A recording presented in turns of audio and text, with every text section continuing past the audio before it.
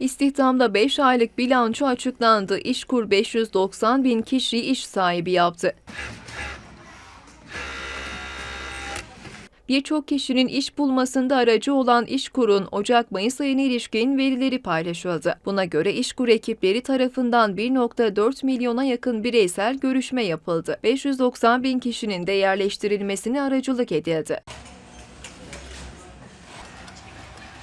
Aynı süreçte iş gücü piyasasının ihtiyaçlarını belirlemek amacıyla yaklaşık 300 bin iş yeri ziyareti gerçekleştirildi. Diğer yandan işverenlerin ihtiyaç duyduğu 894.137 açık iş pozisyonu tespit edildi.